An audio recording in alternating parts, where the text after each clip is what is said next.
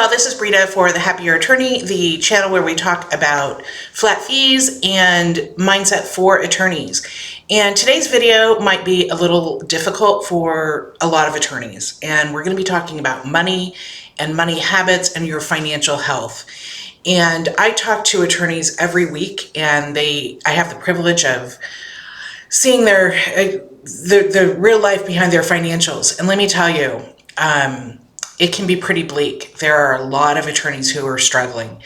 And I have only met a few people in my entire life who I think have really good financial habits. And that's what we're going to be talking about today. It's not fun, it's not sexy, but it's the truth.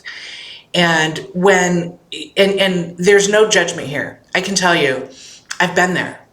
When I started my practice, I kept thinking, I fell into the trap of kept thinking, I just need to make more money. I just need to make more money, which was true in part.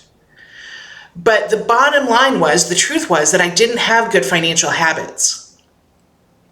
And my mother, who grew up during the Depression, tried to instill in me, she failed until recently, but she tried to instill, if you can't save 10 cents from a dollar, you're never going to be able to save. It doesn't matter what your income is. And I didn't listen to that, at my peril. And so when I started the practice and then I started making more money, I kept spending more money. And I really thought that I was doing the right thing. It wasn't like I was just spending it on wasteful things. I was trying to grow my practice and get better space and better furniture and better computers and better staff. And, I kept thinking this is an investment. I'm not just, spending this money, I'm investing this money. And at the same time, I was really on thin ice. I wasn't saving any money. I wasn't paying attention to taxes. It just all went out. And I remember in my empire building stage where I had a big payroll, I had associates, I had Class A space on the water, I had beautiful furniture, I had, quote, made it from the outside perspective, and I was in my mid-30s.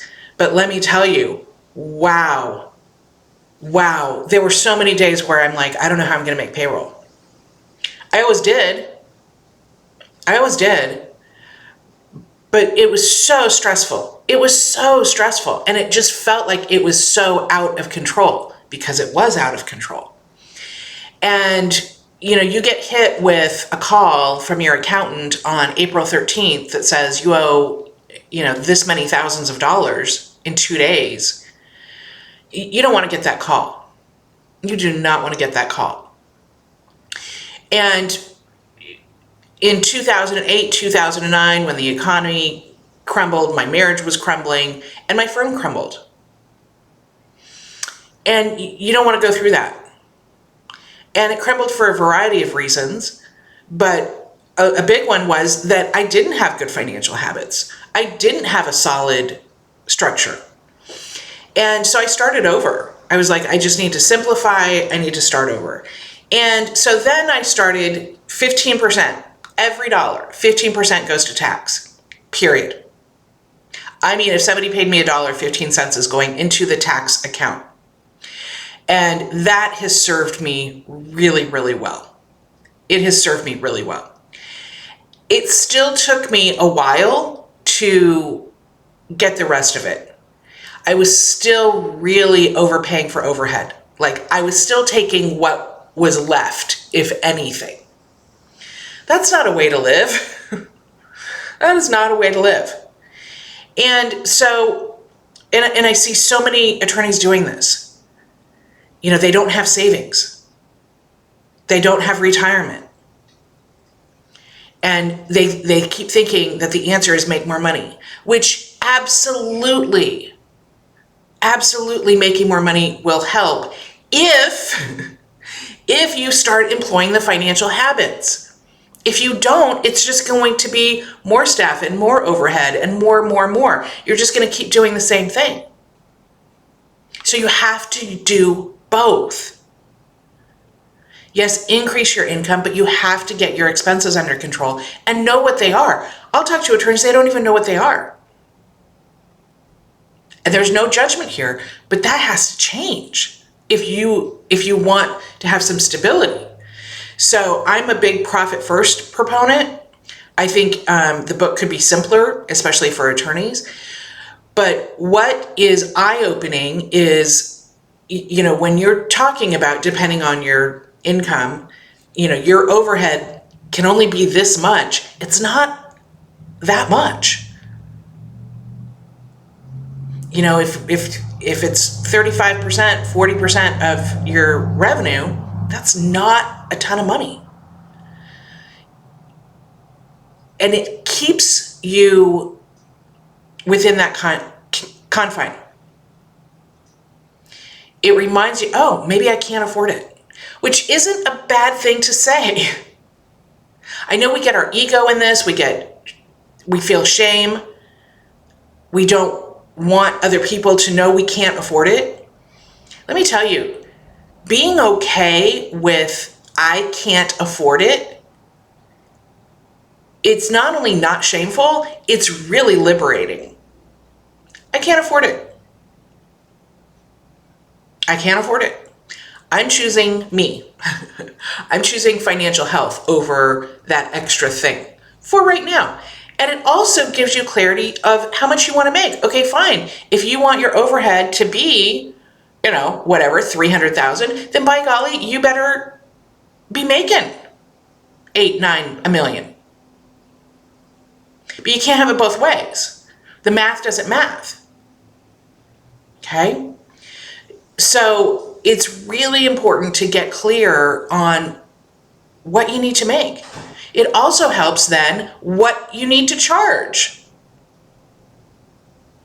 Again, the math doesn't compute.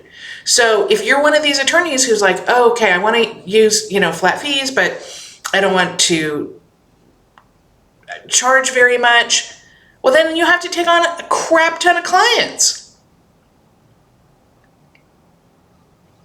Or cut your overhead, cut your salary. But this is basic math. But we tend to lie to ourselves and go, it'll be okay. Somehow it'll all work out. How's that working?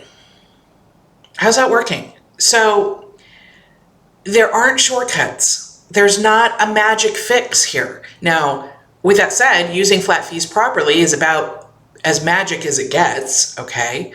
If you do it properly, it absolutely will increase your income and simplify things greatly. But if you do not accompany that with the boring financial habits of, putting 15, 18% away in taxes, putting 10% away in retirement or savings, knowing what your overhead needs to be, knowing what you want to take home, and then doing the math, and then making that, nothing's really fundamentally going to change. Because as much as it pains me to say this, my mother was right. If you can't manage $1, you're not going to be able to manage 1,000 or 1,000,000. And it's hard. And part of the trap is, again, thinking that I just need to make more money. When I make more money, I can do it. I've made very, very little money. I've made a lot of money. It's easier with a lot of money, but if you don't have the habit down, probably you're not going to do it, okay? So there's no judgment here, but I would really encourage you, we're coming up on a new year. What if this was the year? What if this was the year that you made the money that you were supposed to be making, that you're capable of making, and you at least started to address the financial habits? At least started to question, do I really need that new thing? Is the overhead reasonable or not? Or do I need to adjust? Something to think about. Read Profit First, good book.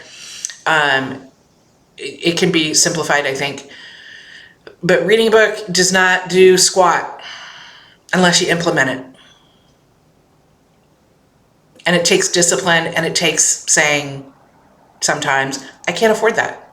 I'd like to do that thing. I can't afford it. I'd like that new thing. I can't afford it. I'd like that new staff person. I can't afford it. That's okay. All right? The other thing that having financial habits really helps with is when you have that initial in your office and money is tight, you feel desperate. They can feel that. Even if they can't articulate what they're feeling, if you think you're hiding it from people, you are crazy. You're deluding yourself. You're not hiding it from anybody. People can feel that desperation. You show up differently. When you feel calm and relaxed and you got money in savings and the bills are paid because you've been saying no and you've been doing the mundane, putting it away, whatever, you have savings and you have a cushion, you show up differently. You show up more relaxed. They feel that. Who do you think is going to hire you more?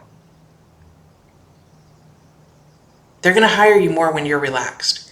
So then it elevates. So, but again, you have to have this in the right order. You have to do the hard things first. As someone who's tried to do it the other way, let me tell you, if I could have found a shortcut, I most certainly would have. There's not one. You have to do the hard things first. The things that ick first. And that includes saving. Just try it. Even if it's 5%, even if it's 2%, start getting in the habit. This goes to this account, this goes to this account, this goes to this account, period. And if you have an emergency and you need to dip into savings, fine, but at least you have it then. And then you go right back to it. And then you go, okay, what's going on that I need to dip into savings? Okay?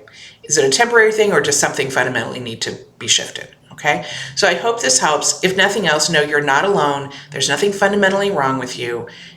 You just need to tweak a little. Okay?